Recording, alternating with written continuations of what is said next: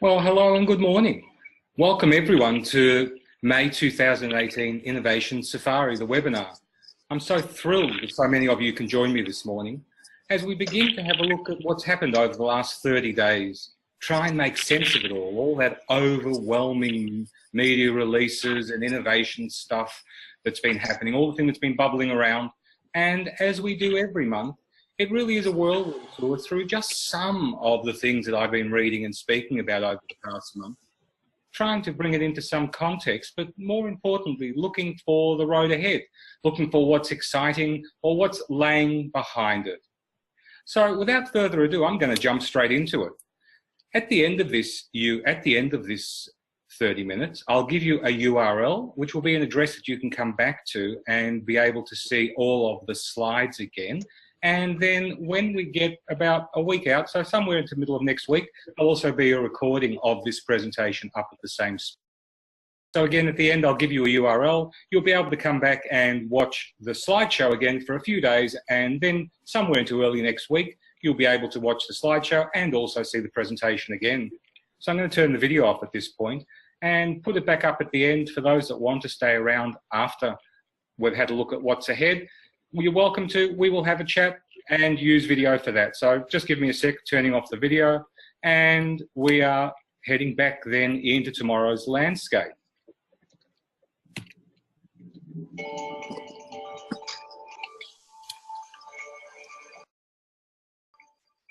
This is Eye on the Future with Morris Mizalowski. So for those that I haven't had the pleasure of meeting, my name's Morris Mizalowski.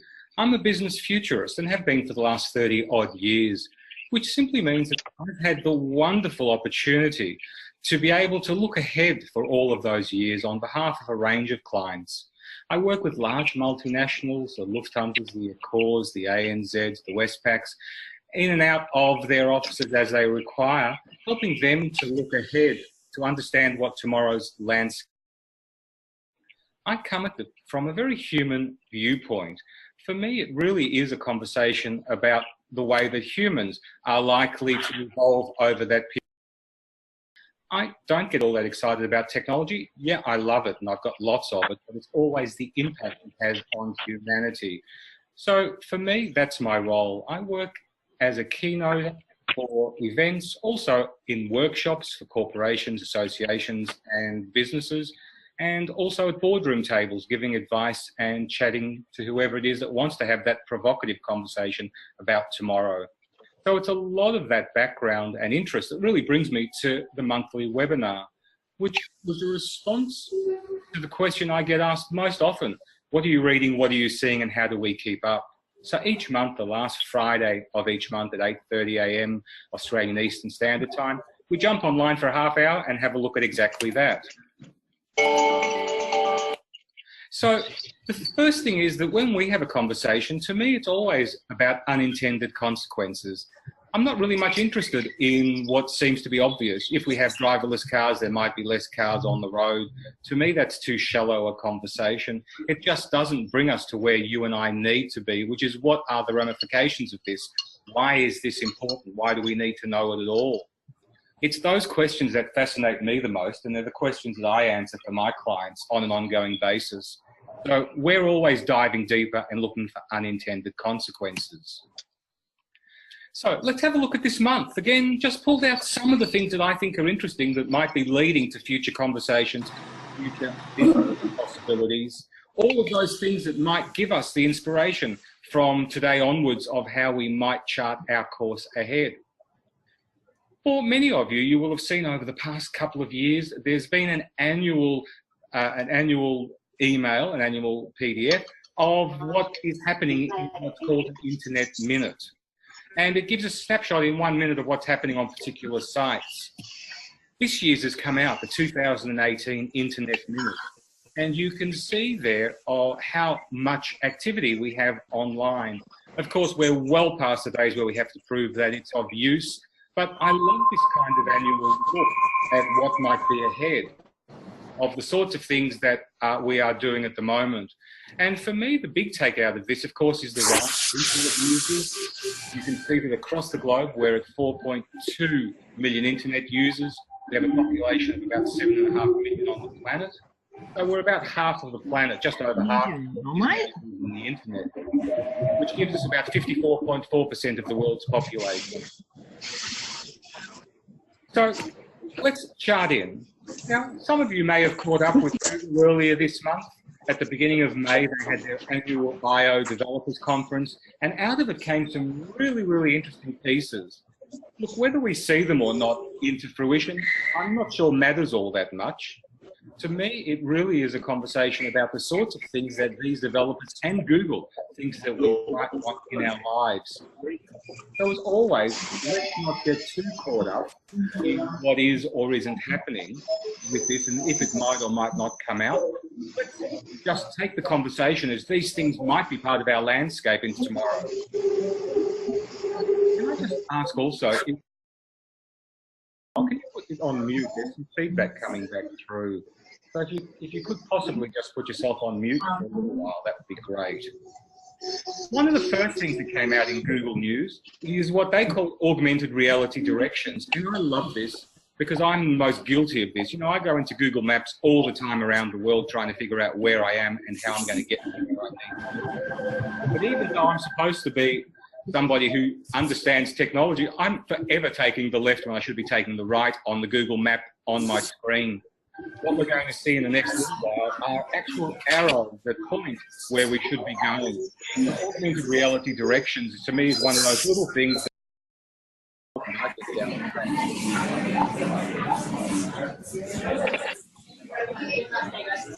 what we're also going to see is that maps are becoming far more social.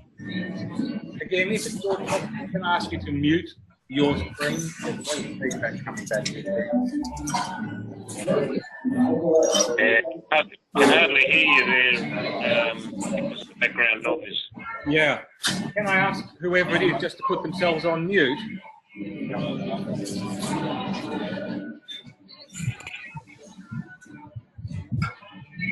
Well, let's see if that's any better. So maps are becoming far more social. What we're seeing now is that maps will be able to recognise, of course, where you are, which is something that we've always been able to do, but it will also be able to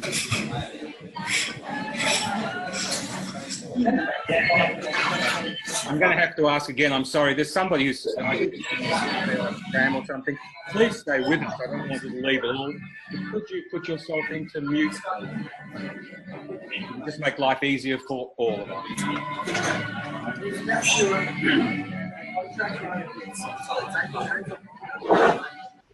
So maps are becoming more social. They'll be able to tell you where your friends are and where they are around you. David, I absolutely agree. Again, I put the request out for people to mute. It seems that we have. So thank you for doing that. I'd love you to come back on with unmute, but again, let's do that in about 20 minutes or so when we come back. So apologies. I know it was scratchy, but it seems like we've resolved that issue now. So news is AI curated. What Google has said is it's going to use artificial intelligence from now on to give you information that it thinks is relevant to you. What we're going to see, I think, is really the dumbing down of information. If AI is going to be the thing that decides what we should and shouldn't be reading, and artificial intelligence is based on what we did before and what other people are doing around us, I worry for the day when we start to get a more narrow understanding of our world, which really is just repeating our own prejudice and our own insights. I, for one, love being stretched. I love being challenged. So I'm hoping that there is an off switch. I know there'll be an off switch, and I'm hoping that the rest of us will decide that we don't want to have a terribly curated life, that we do want to stretch ourselves further. And that's really important for innovation as well. Otherwise, we just become Me Too's.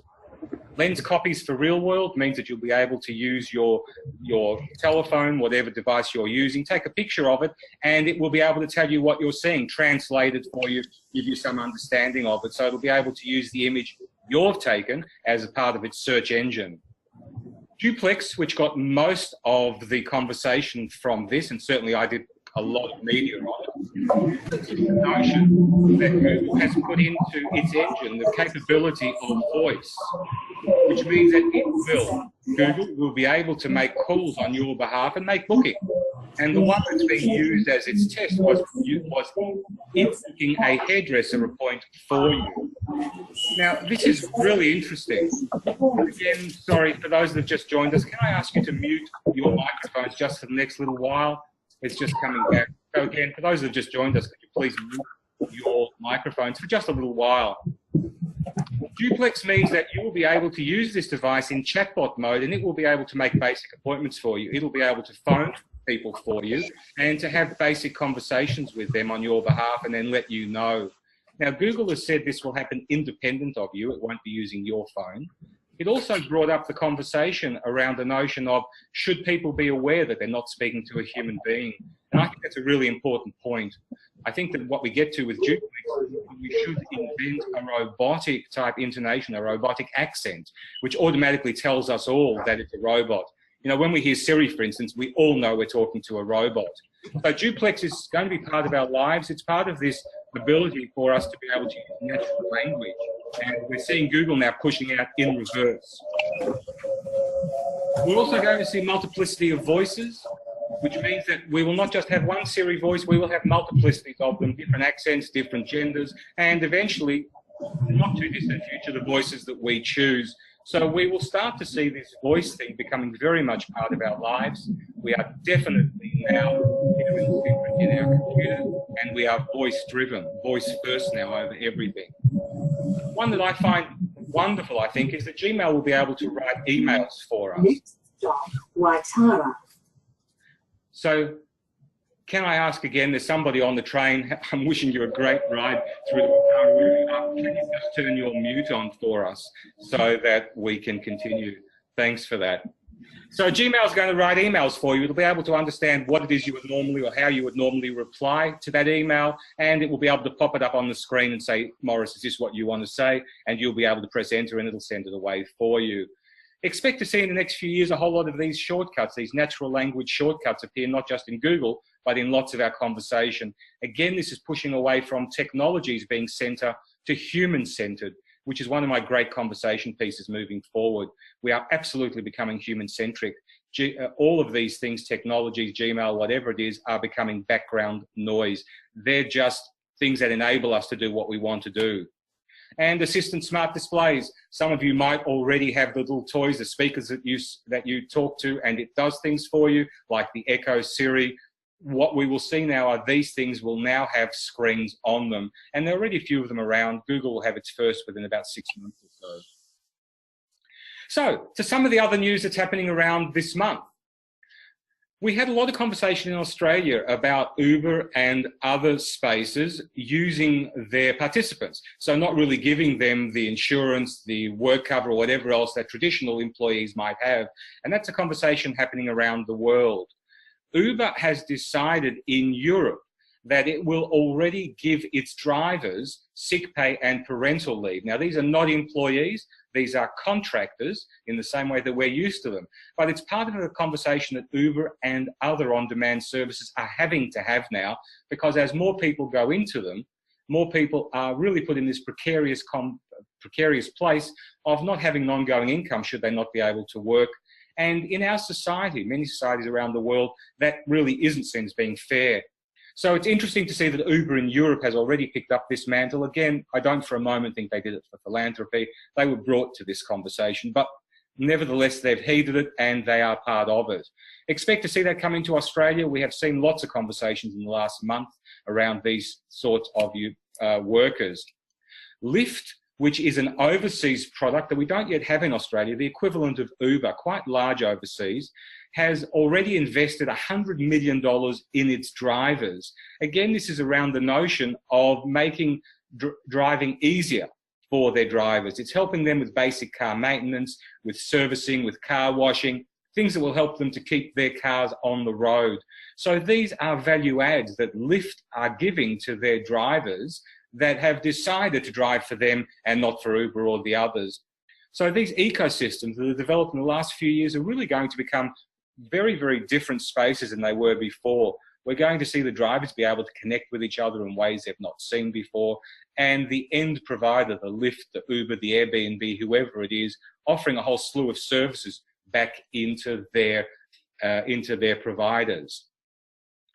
Also this month, just an interesting side for me is that we've always known that Apple was going into self-driving cars, and this month we had the evidence that Apple now has 55 vehicles and 83 drivers looking at autonomous vehicle.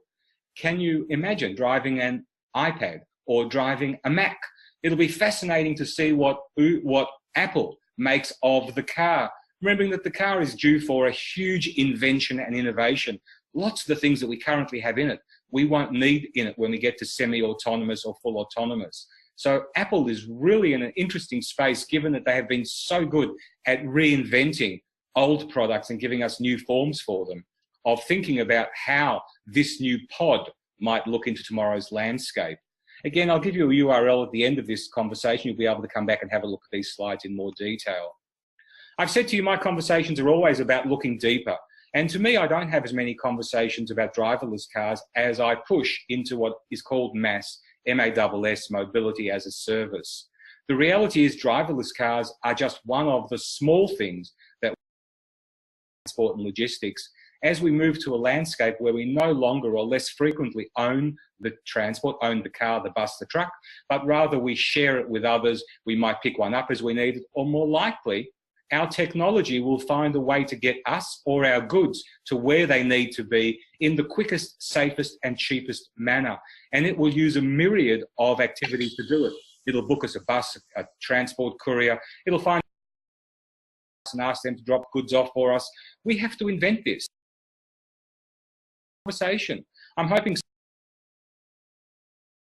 we'll rethink how we get people, services, goods and products backwards and forwards, and logistics is up for.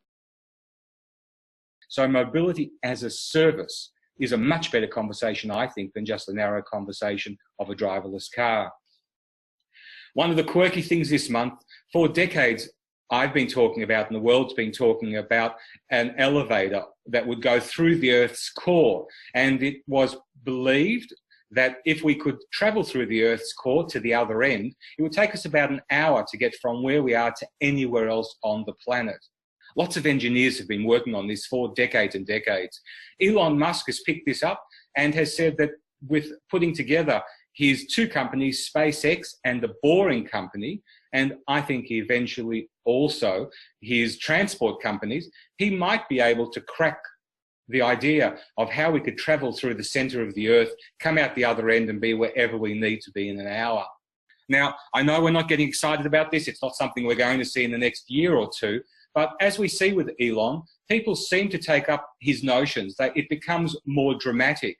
In fact, nothing he's ever done has been particularly new. It's been talked about for a long time. But what he does so well, like Steve Jobs before, is bring it to public attention, make it seem important, and make it seem fresh and something that we have to do. So this is another interesting take on how mobility might change in the next little while. So moving across into some other areas, this month in Sydney, there was a very interesting Future of Work conference that brought together a whole lot of players, and the conversation they had, which is one that I'm having a lot of in the last year or two and beginning to specialise in, is the over 50 marketplace. And pondering, what do we do if we do live to 90 or 100 and have to work to 70 or 80, not in a 9-to-5 manner, but just to keep us alive, to keep us vital, and maybe to top up income. How do we do that in today's economy, with today's structures, today's superannuation, with the political atmosphere and the cultural atmosphere? And one of the people that presented spoke about research that's been done that shows this new gig economy, where we are getting what would have been called part-time, but now we're talking about contingent workers, where this is really playing well into that 45, 50-year plus place, which makes perfect sense. People not wanting full-time work, but certainly wanting to use their skills and their wisdom ongoing, but on an as-needs basis. So interesting to see conferences are already starting to speculate that. We're, as always, seeing lots of startups in this space, startups across the sphere. This isn't just one that I picked out called Cavalry, that are putting together freelancers and digital agencies, creative agencies, making sure that those two particular parties can get together quite quickly. So an agency might have a need for a particular skill or a particular writer or a designer, not have them on board and be able to dive into Cavalry and find that person for the project. While we're talking about it, and remember today's conversation is really just bits and pieces from everywhere, there's a really fascinating new job that was spoken about online this week, which I think is very much part of a landscape tomorrow, and that's embalming an online persona. We will have a virtual life after we pass on physically. Our memories, our thoughts, our images, everything about us will now live forever digitally. And we will have to start to learn how to curate that. How do we send our digital selves into the future? How do future generations engage with us? With artificial intelligence, we'll be able to speak to people who have long gone and be the answers they would have given. Fictiony, but we are really beginning to play heavily in this space. We're starting to see evidence of it, and there are some apps around already that have played in this. So this is a job of the future, a really strange one, but one that I'm sure we will see more and more people looking for. While we talk about jobs, of course, we can't not talk about robots. Robots, as I've said, I don't think will ever take over all of our jobs, but it will certainly take away many of the routine jobs, and it will lead to a new landscape of what we work, how we work, when and where. This month, as always, we've seen some wonderful uses of robots in surgery for doctors, and this is one where a robot was able to assist with spinal surgery that is often too close to the spine, and the human physician is often not able to make sure that she or he can operate effectively. But with a robot, that complexity can really be minimized and the harm also minimized. So I thought this was another really good example of robots being used wisely for medicine. We also saw robots who were teaching themselves to dress. Now, this sounds strange, but think about it in aged care, thinking about it in hospitals, people who are infirmed, who aren't able to dress themselves. It is one of those fundamental things that we need for human sustenance, just to make us feel good about ourselves. So the fact that a robot can dress us really shouldn't be as spooky or as science fiction as it sounds when it's used for these kinds of purposes. Again, for the infirmed, for the ill, for the aged, to me makes wonderful sense for a robot. And we saw weed-killing robots. There was a conversation this week that chemical companies might go out of business. And many of us, me included, would say, thankfully, because what we have now are robots that can literally pick out the weed by weed by weed, do it 24/7, night and day, rain, hail or shine, and if required can spray the chemical in exactly the millimetre precision that is required. So I'm not too concerned about whether they will or they won't, but again, the conversation, unintended consequences, is again always to be looking ahead and asking ourselves, where might technology take over from humans? What industries and businesses might change? One of the things I've been tracking for the last few decades is the changing in food, because that to me is an indicator of changing culture and changing interest and tastes. And for the last 10 years, there's been lots of conversation about artificial meat or lab-grown meat. This month in America, Costco brought a new product into its line, and the product was called Beefy Burger by Don Lee Farms. It is a meat substitute. It is made from the stem cells of a beef cow. And what we're seeing now is that they sold 1 million of these non-animal beef patties into the marketplace in America. This is a huge industry now. We're starting to see companies like Impossible Foods, which is the major brand in this space, produce what are called meat burgers, which bleed, and the bleeding is done by burgers. Again, these are created from stem cells. They are vegetarian to all purposes. And we're starting to see this rise right across the world, which is the growing of beef for a growing population is becoming problematic. We're starting to see it as an investment tool. We saw this week Israeli startup Future Meat Technologies, one of the larger players, has put $2.2 million, has received $2.2 million from Tyson Foods in Arkansas. Lots of money going into artificial food. There's also been, as we know, for me, the heralder that the conversation is true, is that big cattle is beginning to question whether these things should be called meat, the same way that we saw champagne be defined to a region, the same way we argue about organic, whether things that were once called that can be called to a broader category that have the same characteristics. So this debate tells me that definitely part of our landscape. I would not be surprised within 5 years if 25% of all so-called meat sold in supermarkets are sold as these artificial lab-grown meats. We have lab-grown butchers now in Europe. There's a chain of them.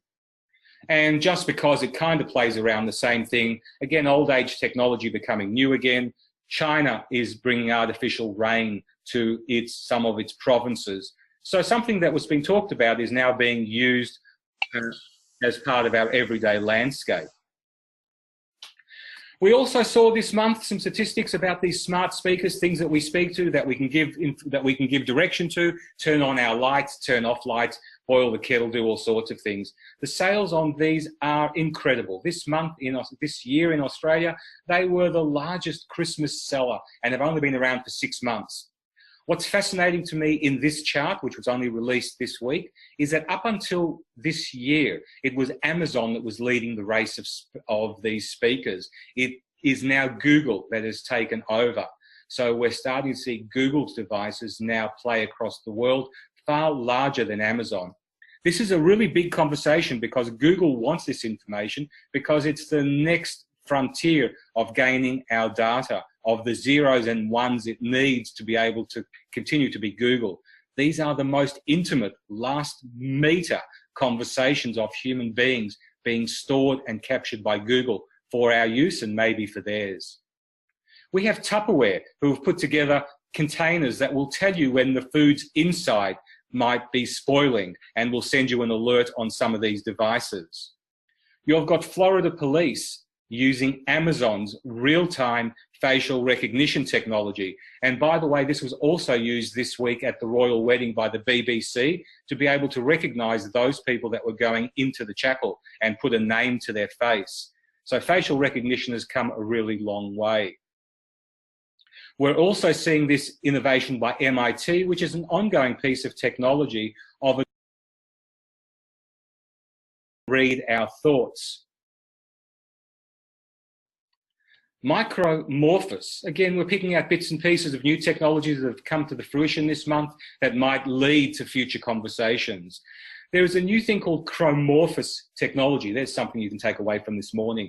Chromorphous technology, which I think is going to be part of our landscape of devices, but especially things we carry and wear on us, our clothes, our handbags, our briefcases, that can camouflage, that can change their color, that can change their utility. If we're wearing a jumper, it can get hotter or colder depending on the weather and our body temperature.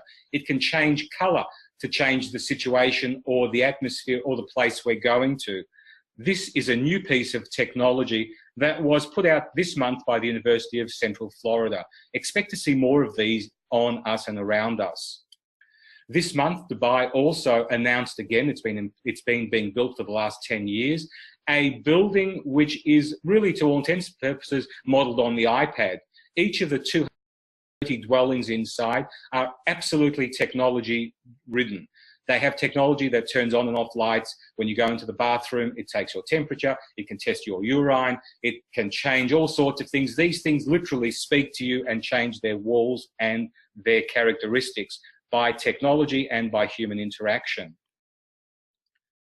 One of the big changes or one of the big pushes over the last 6 months is this notion of really what we saw before. Some of you might remember not too long ago, we used to have book clubs delivered to our offices. We used to have food delivered to our offices, and we could then order from those, and they would be delivered to us at the end of the month or the end of the day or for lunchtime.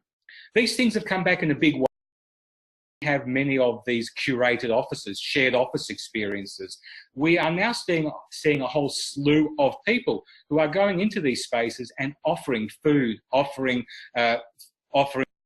services. And that, to me, is definitely part of tomorrow's landscape. there will be a huge number of businesses who will now provide these sorts of services and products into what we might have called serviced offices, now co-working spaces and others. These are being used by those Google complexes, the Apple complexes and other spaces already. And we're starting to see, as I've said, these subscription type operations coming to our offices. Maybe there's a business model inside there for one of you this morning. And of course, this morning heralds in GDPR, which is this new slew of activities to which companies must adhere before they put information or gather our information or share it. Expect to see, of course, that this becomes the new standard for security online, thankfully, and maybe a bit late, but nevertheless, better it's here than it's not. And to me, this pushes forward into the notion of reputation, which has always been important in our lives, and I think now increasingly will become ever more important online and in our physical world. We will learn new ways to garner and gain reputation beyond just the stars and the 4 or 5 or 6 out of 10s that we had. We will use artificial intelligence, all sorts of things, to be able to speak to us about whether the person or the corporation or the entity we're about to deal with is reputable by however that is monitored. It's a conversation that may seem old, but I think there's a lot of innovation ahead in it. So there are lots of things that are out there this month. As I've said to you, the conversation this morning, all of the URLs, this slideshow that we've seen is available at businessfuturist.com/Safari May 2018. Again, that's the place where you can go back and look at these slides again. And of course, give me into early next week and you'll be able to watch this whole presentation again. So each month we come together at this time on the last Friday at 8:30 Australian Eastern Time to have a look at what's happened in the previous month and to do as we've done today, talk about some of the unintended consequences, some of the industries that are rising around. It does change every single month, as you can imagine. We never talk about the same thing twice. It really is about what is around and what needs that conversation to happen. Next month's conversation is June 29th at 8:30 AM at the previous URL, the one I showed you before. You'll be able to subscribe to that. And I hope many of you, if not all of you, will join me again next month. We will, of course, convene then again. If in between you require somebody that could give you an incredible keynote or workshop conversation around what might be headed for your industry, for your business or your activities, I'd love you to recommend me or use me for that. Of course, like everybody else, my business is built on referral. I would be thrilled if you could refer me on to your clients or maybe to yourself for us to have that keynote opening, closing or provocative conversation. Of course, there are workshops that I offer where we can spend anything from an hour to a half a day to a day to a week and through and work through what these things might mean for you. These are workshops I run around the globe for corporations of all sizes, and they are really purposeful. They are 100% provocative and 100% strategically focused. So if you'd like to have me lead one of these, again, I'd love to have that conversation with you. I also have an online master group called Future Thinkers, where we go in depth each month. We spend an hour together online. We spend time in between that, and we get together quarterly one-on-one, as well as physically together once a year. It's an incredible space, a powerful space where we share and honour each other and really help each other understand what might be possible for us to do in our individual businesses moving forward. If you'd like to be a part of that group, please again send me an email, morris@businessfuturist.com, and let's talk about whether we are a good fit for each other. One last plug, if I can. I run an annual tour into Silicon Valley. This year it will be in Israel, where we will physically, for 8 days, tour some of the great innovators and spaces, people who are actually doing what it is that we love to know about. We will go into the Googles and other places, but also go behind the curtain to talk about and see and experience firsthand from the innovators, the coders, and everybody else involved in that space. We will visit about 30 different businesses, each of them showing us what they are doing at that moment. If you'd like to come on that tour, it'll be between the 18th and the 25th of November this year. It'll be held in Israel this year. And again, at businessfuturist.com, you'll be able to find more details or drop me an email. So I want to thank you for being part of this morning's conversation as we looked back to May 2018, had a look at some of the things that we're writing this month and wondered what it is that might be ahead, what May 2018 might have shown us as evidence of what you and I might be doing from today onwards. So again, thank you so much for joining me today. I would love to hear you and see you next month. I'd also I'd love you to invite your friends, colleagues and other people to join us next month. And if there is an opportunity for us to work or to speak in between now and then, please feel free to reach out. Morris@businessfuturist.com, or just jump on the website and send me an email, or of course Facebook, Twitter, whatever else you want to do that will make this conversation happen. So thanks again. I'm going to switch us over now to video mode. If you'd love to have a chat afterwards, please join us. Happy to chat for as long as there are people and conversations to be had. Otherwise, thank you again. Have a great Friday and an incredible June. Yeah, thanks, Morris.